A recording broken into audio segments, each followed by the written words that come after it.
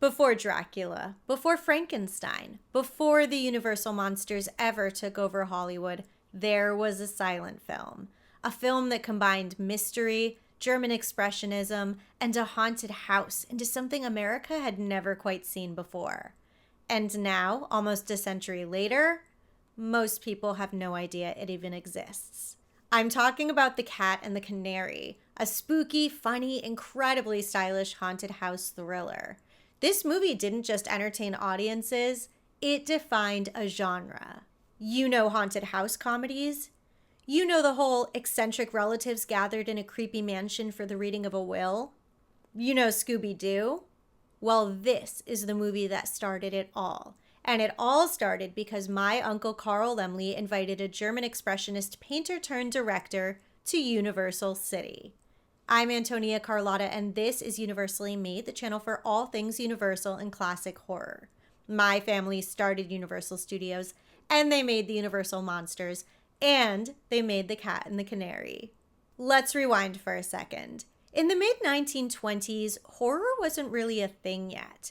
Sure, there were some films dabbling in darkness, The Hunchback of Notre Dame or Phantom of the Opera, for instance, but those were seen as spectacles, tragedies, as star vehicles for Lon Chaney and his makeup, not as the start of a coherent genre. Meanwhile, in Germany, we had films like The Cabinet of Dr. Caligari, Nosferatu, and Waxworks, films that were defining German expressionism, where sets twisted like nightmares, shadows danced like living creatures, and reality itself seemed unreal. American studios noticed the style, but they hadn't figured out yet how to translate it into mainstream storytelling. Enter Paul Leni. Paul Leni was born in Stuttgart in 1885. He trained as a painter, illustrator, and scenic designer before he ever thought about directing. That background gave him an artist's eye. Every frame of his films feels like a painting. He worked his way up in the German film industry, eventually directing his own work, and his big moment came in 1924 with Waxworks, an anthology series where each segment told a story about a historical figure through elaborate, fantastical sets. Critics praised it as visually stunning, and Hollywood took note. Uncle Carl was always looking for new talent, and he believed bringing in European filmmakers could help give Universal movies a sophistication that Americans weren't getting elsewhere. He was also struck by the way Waxworks infused humor into some of its more grotesque scenes. So, Uncle Carl invited Paul Leni to Hollywood, and the first film Paul Leni made was The Cat and the Canary. The Cat and the Canary had premiered on Broadway in 1922, and it was a sensation. It had everything. A haunted house, the reading of a will, eccentric relatives, a missing fortune, and a mysterious killer on the loose known only as the Cat. It was part gothic, part comedy, part whodunit, a theatrical crowd pleaser. But translating that to film was risky. Stage adaptations struggled a lot in the early days of film. It often felt like somebody just set up a camera in a theater. Even Dracula falls into this trap a little bit. But Universal didn't want that. They wanted cinema. Where most directors might have made The Cat and the Canary into a straightforward mystery, Leni saw an opportunity to fuse German expressionist visuals with a Hollywood story structure. And the result is a film that looks like a dream, but moves like a thriller. From the very first frames, The Cat and the Canary announces its style.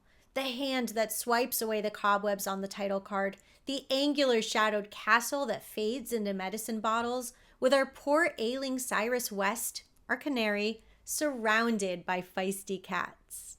But remarkably, even while starting in such a fantastical way, Leni manages to tone the expressionism down just enough for mainstream audiences. The sets are spooky, but still believable. The shadows are dramatic, but not alienating. And crucially, he keeps the story moving. Audiences in the 1920s still expected a clear narrative. So while he never scrimps on atmosphere, he also never loses sight of the plot. Who inherits the fortune? Who is the cat? And who survives the night? Another key innovation was the tone. This wasn't just a horror film. It's funny, it's playful. Laura LaPlante plays Annabelle West, the innocent heroine who inherits the fortune. She's wide-eyed, charming, and brave enough to stand up to the mysterious terrors of the night. Creighton Hale plays Paul, the bumbling suitor who provides the comic relief as much as heroics. His nervous energy, tiptoeing through hallways, jumping at shadows, it makes him basically the prototype for every horror comedy coward, from Abbott and Costello to Shaggy and Scooby-Doo. And then there's the rest of the family, creepy, greedy, eccentric relatives that feel like they stepped out of a caricature. The Cat and the Canary swings so seamlessly between scary and silly, suspenseful and absurd. Audiences weren't used to that mix, but they loved it. And that mix became one of Universal's hallmarks. It wasn't called horror in film yet. That term would really come after Frankenstein, but everyone loved the atmosphere. You would see it again in The Old Dark House, in Frankenstein, in Abbott and Costello Meet Frankenstein. Horror and humor don't cancel each other out, they amplify each other. And that is Leni's legacy. Fast forward a few years and we have Dracula. Looming castles, gothic dread, and oddly humorous moments. Pure Leni. James Whale was also very much inspired by Paul Leni, fusing horror, humor, and sometimes absurdity. Like, look at The Bride of Frankenstein in its creation scene. It's dramatic, it's otherworldly, or as author Julian David Stone describes it, operatic. You can trace that lineage right back to Leni's expressionist eye.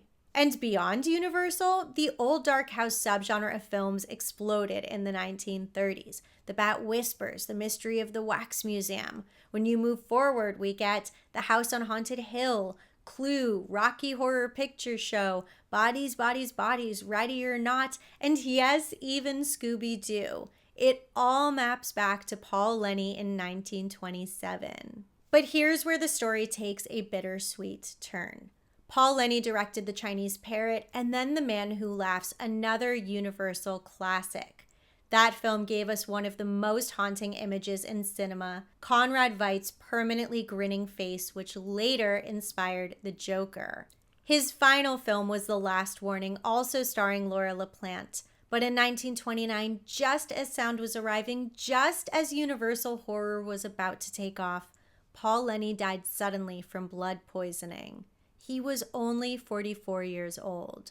We'll never know what he might have done with Dracula or Frankenstein, but we do know this. Without Paul Leni, those movies would have looked very different. His fusion of German expressionism with Hollywood storytelling formed the DNA of the Universal monsters.